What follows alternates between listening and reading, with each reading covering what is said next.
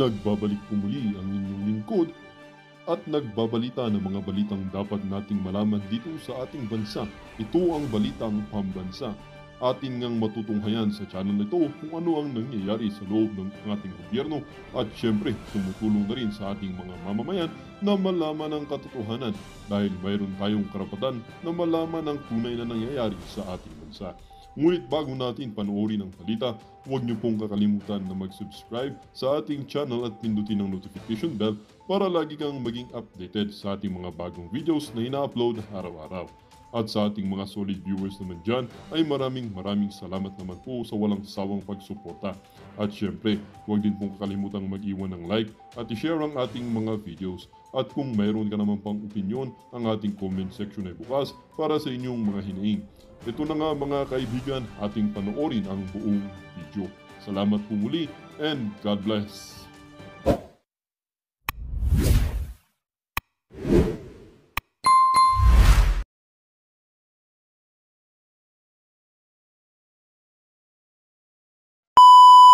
Congressman Zaldico. Ayan po, unang araw, pagbabalik po ng mga crocodile. Pagbabalik po, Antimano, sinibak nila yung chairman ng House Appropriation Committee. Ano pong ibig sabihin nun? Yung House Appropriation Committee, siya po ang mayawak ng tabak.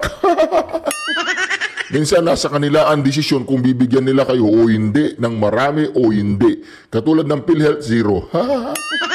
Anyway mga karelasyon, tuloy po natin. Zaldico! Ay, hindi, mayaman naman si Zaldico. Napakayaman nito, sobrang yaman nito, kontraktor to. Pero ang tanong, ba't nasibak? Kahit nasibak naman yan, wala naman yan, hindi naman yan mararamdaman. Wala kasi mayaman na. Ilang taon na ba siyang bilang chairman sa House Appropriation Committee? At saka marami pong kontrata yan, kontratista yan eh. Di ba yung construction company yata, di umano, hindi ko sigurado. Correct me if I'm wrong, Representative Zaldico. Ikaw ba ay isang trilyonaryo? Tanong lang yan. Okay, tuloy. At hindi po ito basta-basta. Ang komite sa appropriations na marahil ang isa sa pinakamahalaga at pinakama-impluwensyang komite sa buong Kongreso. Oo, pinakamahalaga at pinakama-impluwensya. Bakit? Hawak po niya ang pera. Pero meron pong pahayag si Zaldico, di umano siya po ay nagbitiw dahil meron daw po siyang karamdaman. Ang balita ko, ang na-hospital si Diwata, yung diwatang pulis. O akala ko, sino ba yung diwatang pulis? Akala ko siya yung na-hospital. Basta Zaldico pala may nararamdaman din. Kasi po, talagang yung karamdaman, dumarating yan kapag ikaw ay isang hindi na inaalagaan yung kalusugan, ganun. Anong inaalagaan mo kasi Zaldico eh, di ba? Nagkasakit, totoo kaya nagkasakit siya o talagang alibay na lang niya yun katulad ni Vic Rodriguez nung umalis siya bilang executive ng ating presidente, gusto raw niya mag-focus sa kanyang family, saka sa kanyang health, o sa kanyang family. O tapos ngayon tumatakbo siyang senador, siyempre boboto natin siya.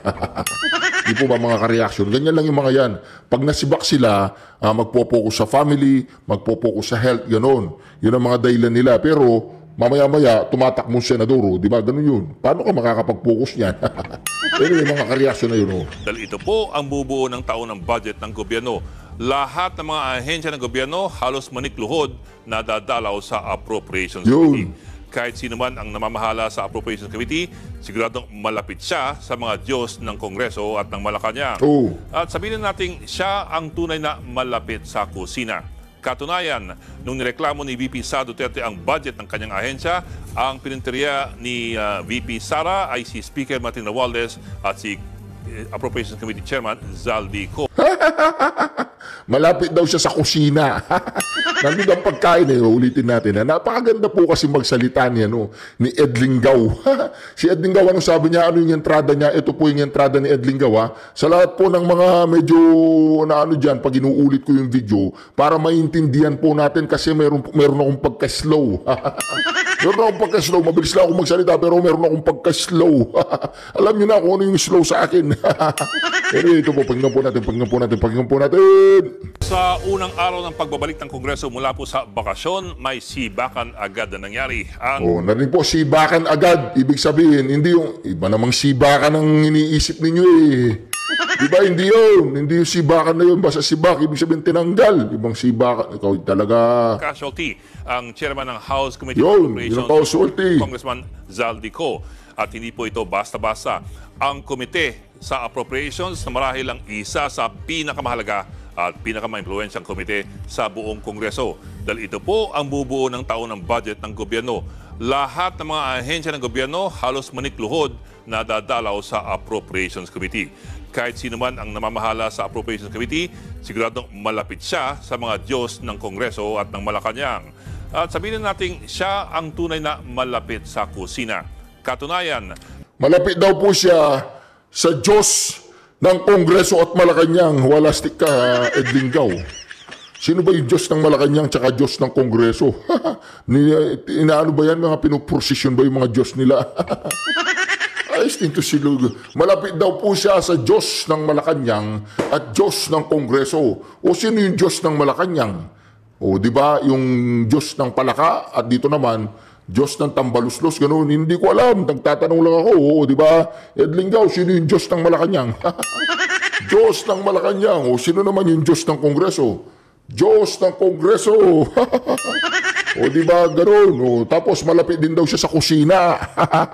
Bakit sa kusina? Anong koneksyon ng kusina? Nandun yung stock. Nandun yung pagkain, yung kusina. O sige, tingnan natin. Kasi pag malapit ka sa kusina, lagi kang nauulingan. Nauulingan ka lagi, di ba? Sabi lang, pag umawak ka sa kaldero, mauulingan ka, di ba? Kaya ayaw kong umawak sa kaldero. Di ba, Edlinggaw? Ang galing mo, Edlinggaw. Napakataba ng utak mo, di ba? Napakataba ang utak ni Edlinggaw. Malapit sa kusina, Diyos ng Malacanang, Diyos ng Kongreso. nung nireklamo ni VP Sara Duterte ang budget ng kanyang ahensya, ang pininteriya ni VP Sara ay si Speaker Martin Romualdez at si Appropriations Committee Chairman Zaldico. Ang hirit ng bise, ang budget ng Pilipinas ay hawak lamang ni Ko at ni Speaker Romualdez. At medyo kakaiba rin kasi ang kaso ni Ko. Sa nakaraang mga kongreso, ang Appropriations Committee ay binibigay lamang sa mga napaka-senior na congressman na malapit sa administrasyon. Si Ko ay nasa kanyang pangalawang termino pa lamang nang makuha ang Appropriations Committee Chairmanship noong 2022. Wala rin siyang distrito, siya po'y kinatawan ng party list group na Ako Bicol. Isa po siyang negosyante mula sa Albay, pinuno ng SunWest Group of Companies na nasa construction, power generation at real estate. Kaya't parang hindi pa ganon kalalim ang kanyang hugot sa politika. Pero ano pa man, bakit parang biglaang napatalsik sa kulambo itong si Zaldico? Sa unang araw ng sesyon kanina, may naghain ng mosyon na deklarang bakante ang posisyon ni Ko bilang Appropriations Committee Chairman. Ang pagdeklarang bakante ang isang posisyon ay katumbas na rin po ng pagsibak sa isang opisyal.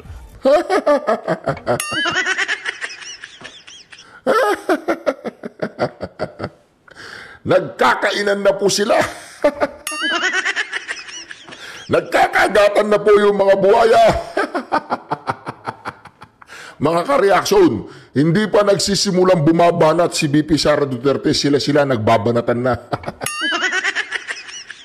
Sabi ni Zaldico, nag-resign. Sabi naman ng ni Charis Pempenko, si Bak, I declare the chairmanship of the appropriation is vacant. Di ba? Isang rally pa lang yan, ha? Isang rally, hindi na nila alam. Di ba? Hindi nila alam kung ano gagawin nila. Si Bakin, si Bakin. Si Bakin, mainit ang ulo ng mga tao, walang pera yung PhilHealth. Sino yung may pakana? Si Bakin, di ba? Kailangan may sisibakin. Kailangan may kakatayin tayo dyan. Tinatawag na na offering, yung mag-o-offer ka sa kanilang Diyos. Yung Diyos nila sa Malacanang at Diyos nila dyan sa may kongreso, kailangan mag-aalay ka. Yung tinatawag nila sacrificial lamb. Sino kaya susunod nila? Sino ba yung assistant ni Ko? Si ano yata, kung hindi ako magkakamali, si Benny Abante, di ba?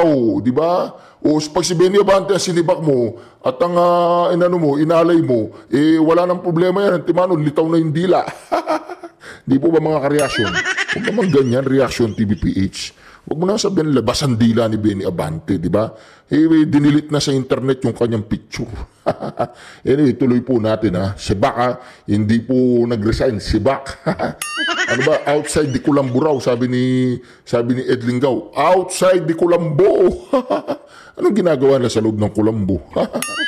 Alright. At ang motion ay hindi galing sa kung sino-sino lamang, kundi sa mismong anak ng presidente Yun. na si Congressman Sandro Marcos. Ang tanong tuloy ng ilan, meron ba itong ibang ibig sabihin? Isang oras matapos siyang masibak sa katungkulan, naglabas si Ko ng sariling pahayag. Kusa raw siyang nagbitiw dahil sa ilang pressing health concerns. Yun lang, kahit si Congressman Benny Abante, ang co-chairperson ni Ko sa Appropriations Committee, ay nagulat sa kanyang pagkakatanggal at mukhang nagulat din sa kanya umunong pressing health concerns. Ito pa ang isang paramdam. Ang sabi ni Ko sa kanyang pahayag na he serves lamang at the pleasure of the majority. So mukhang hindi na ito pleasure ng majority o ng liderato. Saan sumabit si Ko? Bilang Appropriations Committee Chairman, si Zal... Teka lang. Huwag ka masyadong mabilis. Yung pagsabit ni Ko, susunod natin yan. Dito muna tayo sa pressing health issue. Iimay-imayin natin yan, mga kareaksyon. Itong tinatawag nilang pressing health issue, mga kareaksyon. Ito po ang tinatawag nilang pressing health issue ay hindi issue yan. Kasi itong si Remula, si Boying, yung DOJ Secretary, binuksan na yung kanyang heart. Na operasyon sa heart yun, di ba? O open heart surgery ba yun? O basta nagkaroon na ng operasyon. Kung saan man sa kanyang katawan, hindi ko alam. Basta nagkaroon siya ng problema, sakit. Nagkaroon siya ng sakit, hindi na operahan, basta nagkasakit siya. O nagkasakit na siya malala. Paglabas siya sa ospital, payat. O, di ba? Parang lantang gulay, pero hindi siya nag-resign. Hindi nag-resign. Hindi ko alam sino nagpa-function na DOJ Secretary nung kasalukuyan nag-aagaw buhay na gano'n. Nag-aagaw buhay ba siya? Hindi. O hindi siya nag-aagaw buhay. Tanggalin po sa record yung nag-aagaw buhay in aid of the legislation. Basta nagkasakit siya, medyo seryoso yung sakit niya. Pero hindi ba seryoso? Joke lang yung sakit. O joke lang daw, huwag na pag-usapan. Huwag natin pag-usapan, joke lang di ba? Pero kahit joke po yung sakit, hindi po siya nag-resign. Hindi nag-resign. Pero ito, yun, DOJ Secretary lang yun Hindi nag-resign Ikaw pa kayang may hawak ng pitakan ng Pilipinas? Ikaw yung may hawak ng pera, magre-resign ka? Ibig sabihin, kabubuhan nyo, di ba? Kaya sino man ang naniniwalang nag-resign si Saldico at hindi siya na chop-chop, hindi siya outside the Colombo, ay yan, mga mahihinang nilalang yan. Anyway, tuloy po natin. Saldico, ikaw isang naging mabuting tagasunod ng mga mayorya in the pleasure of the majority. So, hindi ka na nakakapagbigay ng pleasure. Hindi ka nakapagbigay ng pleasure kasi siniro budget ninyo yung PhilHealth. Ngayon yung PhilHealth naging malaking usap-usapan sa buong Pilipinas kasi hindi naman mga bobo ang mga Pilipino, hindi naman mga mangmang ang mga Pilipino. Kaya pag may ginagawa kayong katarantaduan, pasensya na po kayo, ayaw ko na talagang magsinungaling, kaya lang itong mga animal na to, hindi ko mapigilan kasi ang pagmamahal ko sa bayan ay talagang marubdob din po katulad po ni Pangulong Duterte kapag siya ay alam niyo na siya ay nanggigigil. Siya po ay nanggigigil sa mga korap ng bayan ay talagang napapamura siya. Ako naman, ayaw ko sana magmura. Kaya lang minsan, alam nyo na mga ka-reaction, ang pagmumura ay hindi naman masama kasi baka tumaas ang alta presyon ko. Di murahin na lang ang mga yan. Anyway mga ka-reaction, tigilan natin ang pagmumura. Magsimula ngayon, tigilan natin ang pagmumura. Wala na magmumura, mga inayupa kayo. Alright. Ito rin ang pinuno ng House Delegation sa Bicameral Conference Committee, ang grupo na gumawa ng pinal na bersyon ng General Appropriations Bill. Kung tanda po ninyo, sa BICAM nangyari ang maraming... Teka lang, ulitin po natin yung BICAM na yan para in aid of the legislation lang tayo dito. Ay, ito po, yan Ang pinuno ng House Delegation sa Bicameral Conference Committee, ang grupo Konti pa. na gumawa ng pinal na bersyon turns. Ito pa ang isang paramdam. Ang sabi ni Ko sa kanyang pahayag na he serves lamang at the pleasure of the majority. So mukhang hindi na ito pleasure ng majority o ng liderato. Yun. Saan sumabit si Ko? Bilang Appropriations Committee Chairman, si Zaldico rin ang pinuno ng House Delegation sa Bicameral Conference Committee, ang grupo na gumawa ng pinal na bersyon ng General Appropriations Bill. Kung tanda po ninyo, sa BICAM nangyari ang maraming milagro sa budget gaya po ng paglobo ng Public Works budget ng 288 billion pesos at ang pagbawas ng pondo ng maraming social services gaya po ng DSWD, edukasyon, agrikultura at ang Di ba yung DPWH? Yung DPWH, umabot ng 1 trilyon yan, nadagdagan. Ano bang business ni Saldico? Di ba? Construction company ba ang business niya? Tanong lang, construction company. Kontratista ba yan? Meron ba yung korporasyon ng mga construction company? Ano ba yung DPWH? Di ba? Construction. Dagdagan ng pera yan. Di ba? Ganun lang yun. health. Samantala, pinasok naman ang 26 billion pesos na pondo para sa AKAP, Yun. ang ayuda para sa kapos ang kita na hinala ng marami ay pork barrel lamang ng mga congressman at mga senador. Lahat po ng mga ito naging sobrang kontrobersyal at kinailangan ng damage control ng Malacanang. Nag-line veto ang Pangulong Marcos sa halos 200 bilyong piso na mga proyekto. Oh, line veto lang yun. Line dito, kulang-kulang 200,000 lang daw. Makakatulong ba yan? At sa huli, mukhang si Ko ang unang nalaglag dahil sa sigalot sa budget. Ang hindi lamang pumalinaw kung meron pang ibang malalaglag. Mga kapatid, Ed Lingaw po. Kaya dito po mga ka-reaction, domino effect na po yan. Domino effect na yan, hindi kasi tayo tumigil. Hindi tayo titigil, kakalampagin natin ang mga korap na yan. Hindi tayo titigil na kakalampagin ang kanilang pambababoy sa ating bayan, pambababoy sa ating gobyerno, pambababoy sa ating mga mamamayan, pambababoy sa ating pondo. Hindi tayo titigil mga kareaksyon. Dito po ay kinabukasan ng ating mga anak yan, kinabukasan ng ating bayan. Kaya yung mga ganyang klaseng mga politiko, mga ganyang klaseng mga tumatakbong mga opisyalis ng ating bayan, ay piliin po ninyo ng maigi. Kaya lang ang problema, paano ka pipili kung walang kalaban si Tamba? Walang kalaban, no? Paano mo iboboto yung kalaban ni Tamba? Hindi naman nag-e-exist. Diba si Aling Nene, hindi ko alam kung problema talaga niya yung kanyang registration. Kung totoo man yun, talagang problema yun, Aling Nene. So sa susunod, 3 years from now, takbo ka, huwag ka masyadong kumain ng matataba, lagi kang mag-exercise, lagi kang magpa-check up, yung blood chem mo, lagi mong gagawin para hindi tumaas ang heart pressure mo, diabetes, para umabot ka ng 2028. Oh. Ano yun? Advice ko yun dahil kailangan mo ng healthy body para sagupain mo ang isang buhaya. Diba, hindi mo pwede siya sagupain yun na mahina ang katawan mo, kailangan malakas. Okay. Maging maalam at may pakialam sa Alright, ito naman po dito po tayo. Ang tanong po dito ng mga mamamayang Pilipino, siguro ako lang ang may tanong, di ba? Kung ako lang may tanong, okay lang. Ito, paano sinibak si Saldico? Anong ginamit ng kamera na sibakin ang isang buhaya? Paano po sinibak ang isang buhaya? Ito po. Mr. Speaker, I move to declare vacant the position of Chairperson of the Committee on Appropriations. There's a motion. The chair hears no objection. Said motion is carried. Session suspended.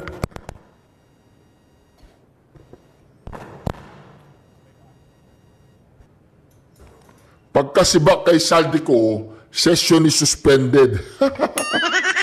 Siyempre, magpapahinga. Siyempre, hihingalin pa si Tamba. Paano ako niya? Wala na yung partner ko. Kailangan masibak yun. Kailangan sisibak kami. Para hindi ganun magalit ang tao. Bayan! Sisibakin yung aking assistant. Di po ba mga karyaso? Sino po sumibak kay Saldico? Si Pempenko. Ayun. Speaker, I move to declare... Di ba si Charis? Si Charis po ang sumibak. Ay, hindi si Charis yan. Anong pangalan yan? Si Sandro yan. Si Sandro, ang kulit ninyo si Sandro. May comments kasi. Si Charis, hindi naman kongresista si Charis. Hindi kongresista, siya, singer. Singer yun, tsaka ano yun, tomboy, hindi lalaki yun. Hindi naman kamukha ni Charis yan. Ano ba naman kayo? Ang kulit ninyo. Vacant the position of chairperson of the Committee on Appropriations. There's a motion. The chair hears no objection. Said motion is carried. Session suspended. Napansin ninyo si Tamba?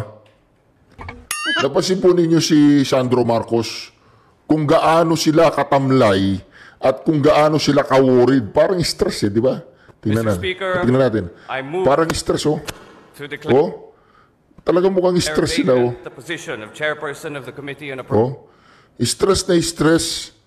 Ang sumibak kay Saldico ay yung panganay na anak ni Pangulong Bongbong Marcos. Di po ba mga ka-reaction? Tatawagin na natin siyang Pangulong Bongbong Marcos. Kasi respect, di ba? Respect natin siya kasi malapit na siyang matanggal. Malapit na siyang mapapalaya sa Malacanang. Tawagin na natin siyang Pangulong Bongbong Marcos Junior, di ba? Yan, anak po ni PBBM yan, di ba? Di ba? Peace na tayo, peace ha. PBBM ka na. Di ba? Ayan, di ba? Anak po yan ng Pangulo ng Pilipinas. Di ba? Ayan, ngayon, ano nangyari dyan? Sinibak si Saldico. Di ba? Ang kawawang Saldico. Hindi siya kawawa, bilyonaryo yun trilyonaryo yun. Kaya lang dito, nagka-osing ka, para liga rito, Saldico, liga rito. Pare, sisibakin kita bukas ha. Bakit naman pare, nakakaya yun Ba't mo ko sisibakin, nakakaya naman yun. Kau naman pare, para wala tayong pinagsamahan Wag naman ganyan Tamba. Pare, Tamba, wag naman, ba't mo ko sisibakin? Hindi pare, ano yung problema pare. Bakit? Nag-aalburoto na yung mga tao pare. Tingnan mo yung mga iglesia tsaka yung maraming mga DDS. Kasi nahalata na pare. Anong nahalata? Ikaw talaga masyado kang nervyoso Tamba. Huwag kang masyado magpapaniwala sa mga yan. Mga minority pa rin yan. Hindi pare, alam mo, napaghahalata na wala naman pala talagang supporter si Bongbong Marcos. Wala siyang supporter. Magsimulang kumalas sa kanya si BP Sara. Wala nang suporta si Bongbong Marcos sa social media. Di ba marami tayong mga vloggers. Marami pa rin sumusuporta sa atin yung mga pinagbakasyon natin doon sa Hong Kong. Wala tayong pinagbakasyon sa Hong Kong. Di ba? Basta yung mga nagbakasyon sa Hong Kong. Di ba mga vlogger natin yun? Hindi pare, problema kasi yung mga vlogger na yun. Halatado na sila, bayad. Walang nanonood sa kanila. Merong mga nanonood sa kanila, mga DDS. Binobomba nila yung comment section. Binabalagbag sila sa comment section, di ba? Di ba kaya problemado ako ngayon, pare? Bakit? Siyempre, stress na stress ako Sa social media, walang humpay ang pagbanat sa atin Para yata ang buong Pilipinas, galit na di ba? Katulad yan, yung iglesia, pare. Galit na galit, nagwelga sila, peace daw. Sinusuportaan nila yung sinabi ni Bongbong Marcos. Di ba? Alam mo naman, kunyari lang yun, pare. Di ba, kunyari lang yun, napag-usapan na natin yun, na magdideklara siya na against siya sa impeachment. Pero sa katotohanan, pare, alam mo na pro-impeachment tayo, di ba? Pero yung problema, pare, parang nahalata tayo ng mga iglesia nahalata tayo na pambubudol na naman yun, pare. Anong gagawin natin, pare? Anong gagawin natin, Tamba? Anong gagawin natin? Kailangan, sisibakin kita. Kung naman, pare, nakakaya naman yun sa pamilya ko. Hindi, pare, basta walang personalan to. Pagkatapos nito, pare, pag presidente na ako, gagawin kitang executive secretary. Pag presidente na ako, President Tamba, tandaan mo yan, magiging president ako. Hindi, ayoko na siya, Tamba, ayoko na. Ginagawa mo kong laruan Hindi na ako, dahil ganitong pagmumukha ko, tsaka maliit ako, gagawin mo kong laruan. Hindi ako laruan. Nilalaro-laro mo ako Mas mayaman ako sa'yo Yung ginagawa mo kung boy mo, hindi ako boy hindi mo ko laruan. Sisibakin mo ko, nakakaya yun, sisibakin mo ko. Magre-resign na lang ako. Ngayon din magre-resign ako. Ayun, nag-resign daw siya, pero sa totoo lang, sinibak. Kaya mga ka-reaction dito, nagsisimula na pong gumuguho ang kanilang tinatayong imperyo. Yung Tamba Empire, di ba? Dahan-dahan na pong gumuguho ang kanilang mga plano. nawawala na po sila sa focus. Una, si Tamba, yan may hawak ng kaban, wala, talsik na. Yung ako Bicol niyan, hindi na ako Bicol. Di ba? Hindi na ako Bicol ang tawag dyan. Wala na Bicol, gano'n. Kawawa naman yung mga taga Bicol na gamit pa yung Bicol no? Pero pasintabi po sa lahat ng mga Bicolano dyan, alam ko, tinakwil nyo na tinakwil nyo si Saldico, wag naman. Wag naman. Ayaan nyo na yun, ako Bicol. Boto nyo kung gusto nyo. Wag nyo iboto kung ayaw nyo. O di ba kung kahit gusto nyo iboto yung ako Bicol, magpa-print muna kayo ng picture ni Saldico. Tinitignan nyo muna siyang ganun, bago kayo boboto, titignan nyo yung pagmumukha niya ganun. Ganun. Tapos, yun, boto mo, ako Bicol, ganun. Todas. Di ba ganun? Ngayon mga kareaksyon, nagkakaroon na po ng tinatawag na, panoorin din po natin itong video na ito mga kareaksyon na.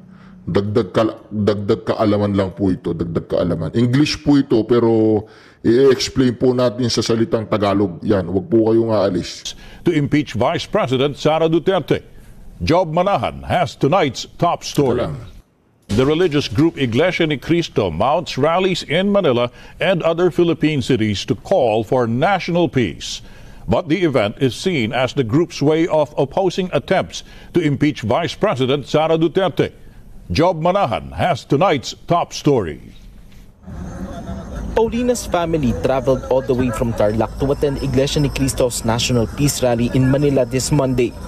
Anticipating the duration of the program and the deluge of members who will attend today's event, her family prepared by bringing food and water and some mats to sit on. Roda's family did not mind the light rains just to attend the peace rally. She said more than the message on their white shirt, they want to demonstrate that peace can be attained if there is faith. They are just among the over 1.5 million members who attended their church's National Rally for Peace at the Quirino Grandstand in Manila. Diba, 1.5 million lang daw. Okay na, sige, hindi naman tayo paramihan dito edi kung 1.5 million lang, diba?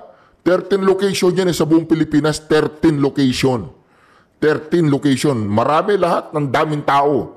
Ngayon, kung sinasabi ninyong 1.5 million lang, edi okay. Sige, ano na lang, 100,000 na lang. 100,000 lang po ang dumating na mga INC. Yun na lang, 100. Wala na tayong pinag-uusapang 1.5, 2 million, 3 million, 5 million, 10 million, 20 million. Wala nang ganoon. 100,000 na lang. Wala nang 1.5 million. Masaya na kayo.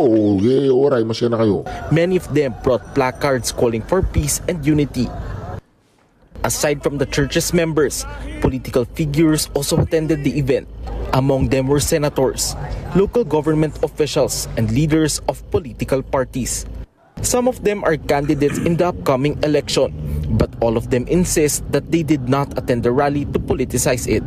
Hindi po ako pumunta dito para magpa-endorse or mamumulitika. I am for peace. Ibig sabihin, inihalal po ang ating presidente, inihalal po ang ating vice-presidente. So, ini-expect ng taong bayan na sa loob ng 6 na taon, magtrabaho po sila para sa kapakanan ng mga kababayan nating mahirap. The INC earlier said it supports President Ferdinand Marcos Jr.'s stance, thumbing down moves to impeach Vice President Sara Duterte. During the program, an evangelist and Congressman Rodante Marcoleta urged the government to unite the country and address the challenges it is facing, like high food prices and lack of jobs. Ang kanilang tungkulin ay maglingkod para sa kapakanan ng mga mamamayan, hindi po para sa sariling o pansariling interes. At lalo na hindi po para maghasik ng pagkakampi-kampi dahil lang ang hangarin ay humawak ng kapangyarihan. Without naming names, Brother Romel Topacio said no one would agree to any leader who follows the principle of divide and conquer. Mag-uudyok sila ng mga pag-aaway-away para magawa po nila na agawin ang kapangyarihan at sila ang mapwesto sa poder. Hindi po ba ang tama